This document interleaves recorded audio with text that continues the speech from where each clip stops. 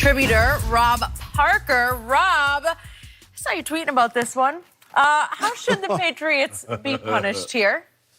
Well, if the league can determine that Coach Bill Belichick knew what was going on in this situation, this would be his second offense, and they've already had a couple of questionable cheating scandals, whatever you want to say, or breaking the rules or whatnot, then they should come down hard on Bill Belichick. I say indefinite suspension from this standpoint, that they need to find out, if they found out that Bill Belichick was involved some way and kind of knew, they need to find out how deep is this cheating going on in this organization.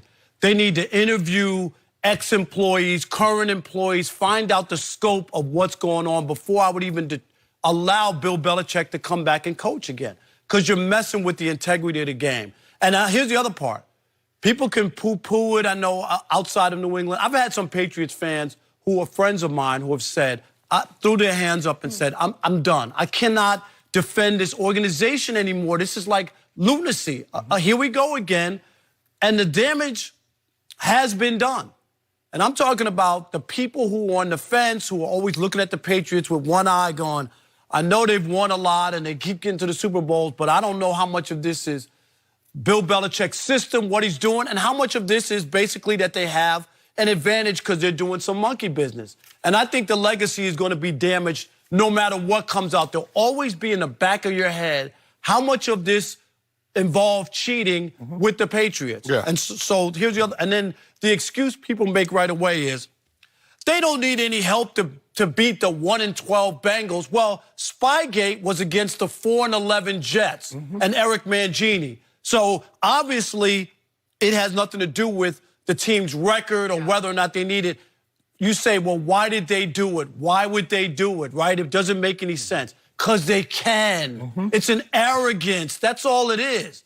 Taking advantage of a situation. You remember, there have even been plays where Bill Belichick circumvented the rules, did a play, and then the NFL has to come back the next day, right, or 2 days later and go, you can't do that anymore. They changed the rule in the offseason. Am I right? But it's not circumventing rule. He just found a loophole. A loophole, okay. You know what I mean? And that everybody goes, that's illegal. Right. And it wasn't, and then they have to button it up, right? Because he found a... So all I'm saying is the Patriots have been damaged from this, even if it's not this suspension and the big fine and draft picks or whatever. This organization will be damaged legacy-wise. It is, and I feel the exact same way that you do, is that if there's nothing to be gained from it, why are you doing it? You know, the thing is, that there's a saying, Skip, that says, you never get upset with a person that lies to you. You should be upset that you can never believe anything they say again. That's what should be upsetting. And so because the Patriots have put themselves here, how can I trust anything they say? How? How do I believe? And that's what, and everybody wants to say you're just upset. They did what they were alleged to have done back in 27.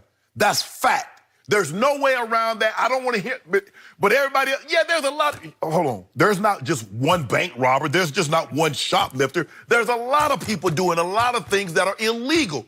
But just because someone else is doing it doesn't give you the ground that you could do it, should do it, and then use that as cover. That what about is it? Well, what about them? But where are the other stories and fines of other teams who have been busted? That's what I'm waiting for. It doesn't happen that often. And that's just me. It's just hard for me to believe a guy that knows everything that goes in the organization, all of a sudden, like coach, like Mr. Kraft is telling them what pieces to craft. Stop it. This is Coach Belichick. Coach Belichick, when it comes to football and football-related issues, and advanced scouting is a football-related issue. Everything has to have the blessing of Coach Bill Belichick. And if it can be proven that he knew and to what extent, yeah, punishment should be severe, it should be harsh, and it should be swift. Okay, let's do the hypothetical. Let's say that it crossed his desk that we're sending this team, videographer, to Cleveland to do a piece, do your job for the website on the advanced scout. And he rubber stamped it like, okay, I got it. Rubber stamp, fine. Next, right? What would be his motivation? What would he gain from that piece if, in fact, he was masterminding some sort of cheating issue here? I still don't get what's to gain from it. I can give you one. How about the Bengals have a new coach, don't they? Yep. maybe, Skip, he has a file on everybody. Maybe this is not for right now. Skip, it's tendencies. It's all about That's it's all about chronicling information. Yes. Okay. That's why he asked Micah Hyde, "Did you make that pick? What did you see? How?" He wants information. He didn't ask that. He just said, "Was that you?" That's all he asked him. So- Was that you, Micah? Yes. Well, it obviously was. We all saw it on TV. Yeah. It was But like, that was really deep. Coach Belichick is a hoarder. It is just like Peyton Manning. He had a foul on every defensive coordinator that he went against. So every time we talk about this, I have to declare the irony of this.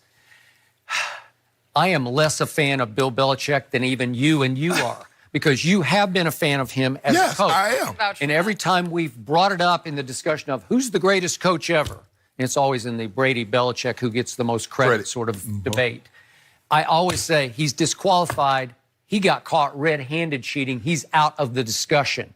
And not only that, he got accused of videotaping walkthroughs before the first 2 Super Bowls by executives, publicly by executives of the Rams and the Panthers.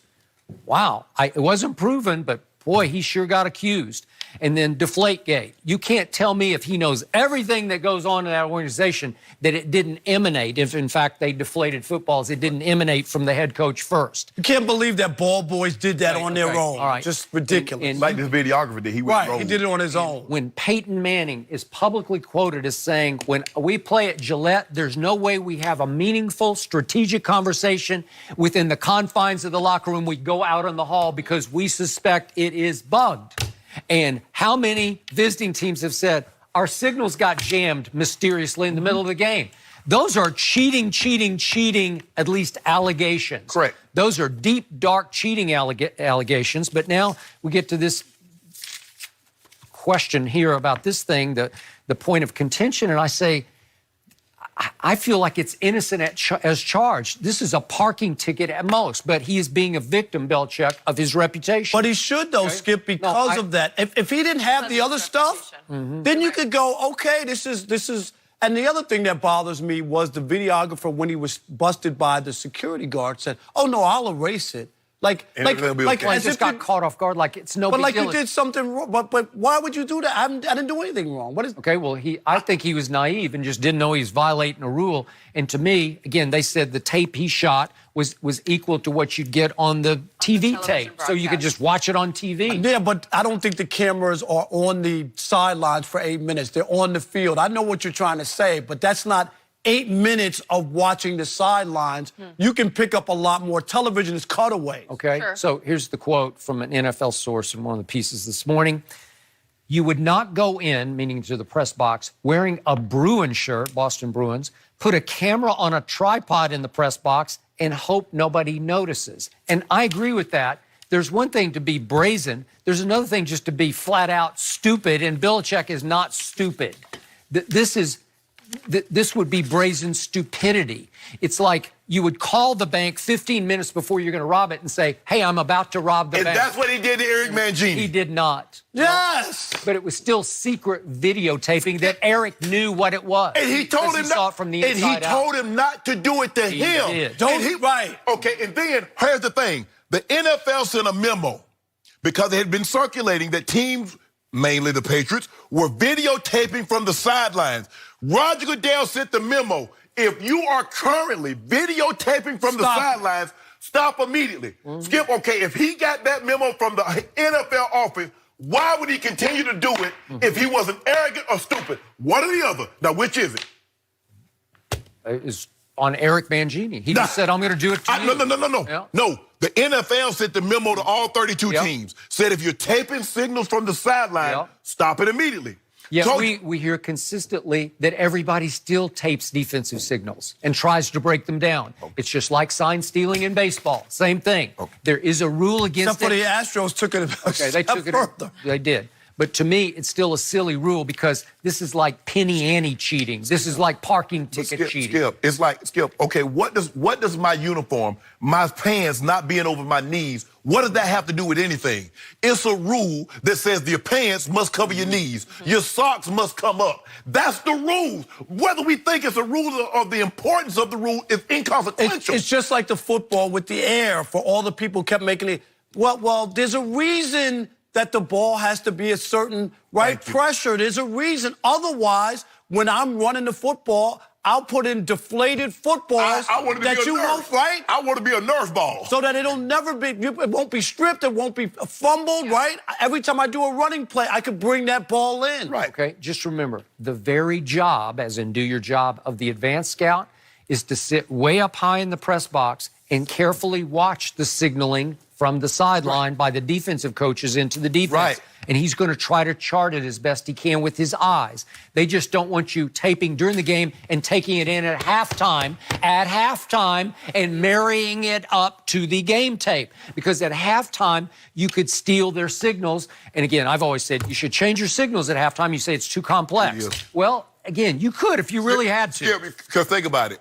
Think about how many times we say the receiver and the quarterback was on the wrong page. Because so if you think about it, you go all week and you practice a certain set of signals, and now you try to change it. I still think you could practice two sets of signals. You could have an A and a B. You could switch up at halftime because everybody's trying to steal them. But here's the thing, though, Skip.